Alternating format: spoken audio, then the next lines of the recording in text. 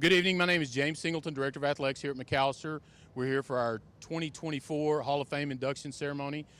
Tonight, one of our inductees is Warner Hook Eels. Just a little bit about Coach Eels. Our football stadium is actually named after Coach Eels.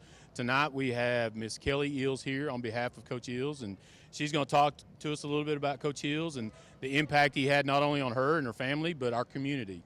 So, how are you? I'm good. Fantastic. Thank you for Well, having me. tell us a little bit about Coach Eels. Coach Ills is one of the people that I feel like I should have been kin to by blood. Rock used to tell me that somehow I should be his daughter more so than he was his son because I was more like him. We were a whole lot alike. We're very competitive and we loved any and every kind of sports. When I taught at Indianola before I came to Macalester, every time Hook would come out there, he would go to the biggest guy that he would just see when we were talking, and he'd say, "What are you doing? You play football, son?" And they always would say, we don't have football in Indianola. Well, that's why you need to come to Macalester then.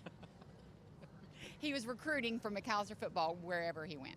Fantastic. Now, he is our ranked number one coach as far as number of wins out of all the coaches, and we've had some great coaches here.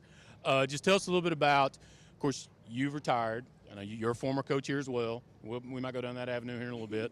But just tell us a little bit about coaching then under Coach Eels compared to now.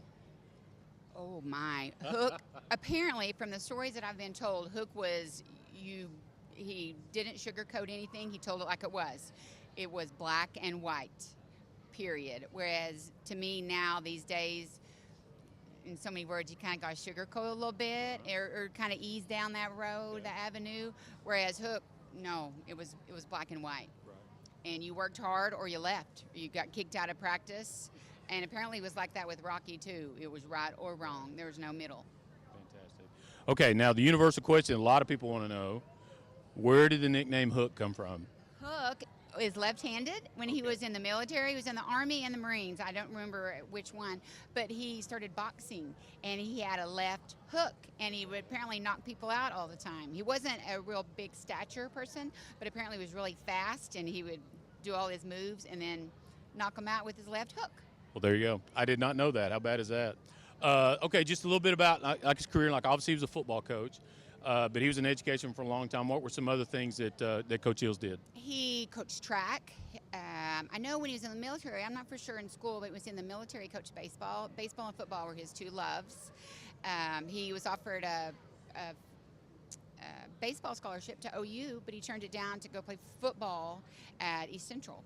He just loved football. But in the military, apparently didn't have football, so he did a lot of baseball. And then his second round through in the military, he coached, so he loved that. He could remember any and every detail about former games. He may not, as Rocky would say, he may not know what he had for lunch yesterday or what he did last night, but he could tell you details. He lived, breathed, he loved football, and he loved Macalester football. So genuinely. So this makes me so happy, and I know he's smiling down in heaven today that he's in the Hall of Fame. Well, thank you, and we are excited for him to be in our Hall of Fame, and thank you very much. Thank you. All right, go Buffs.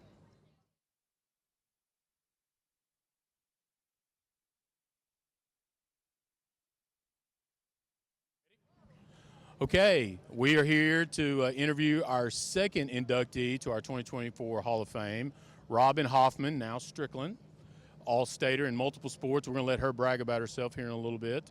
But we're just super excited you're part of our Hall of Fame.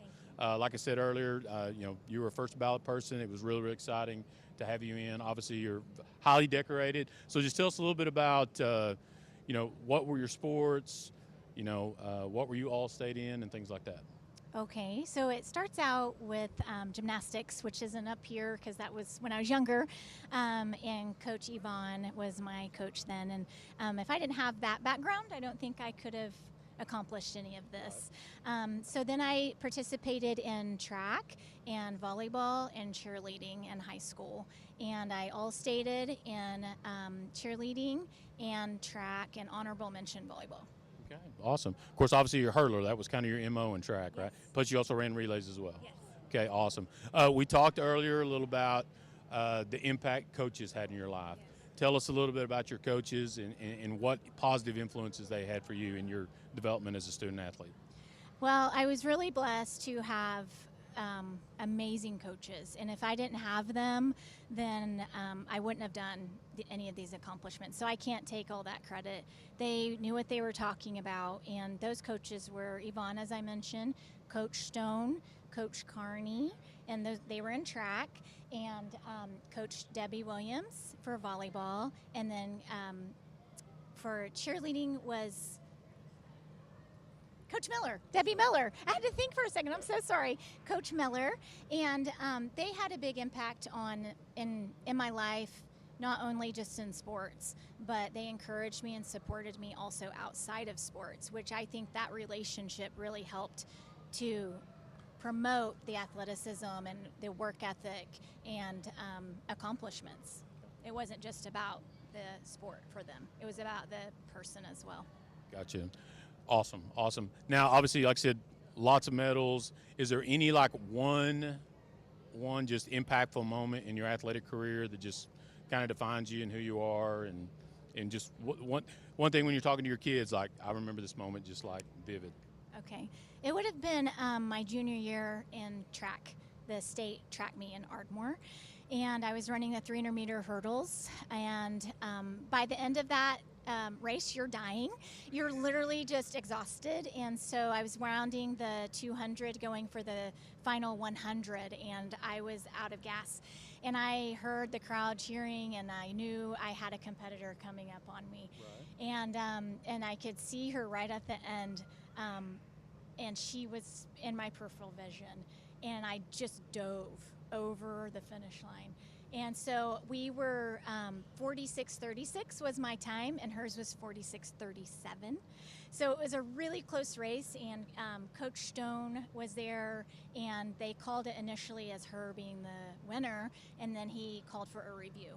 And so if they wouldn't have reviewed that, then I wouldn't have been given the gold medal. So I'm thankful for that, and she also was a great competitor. So, but that one stood out. I had to work for it.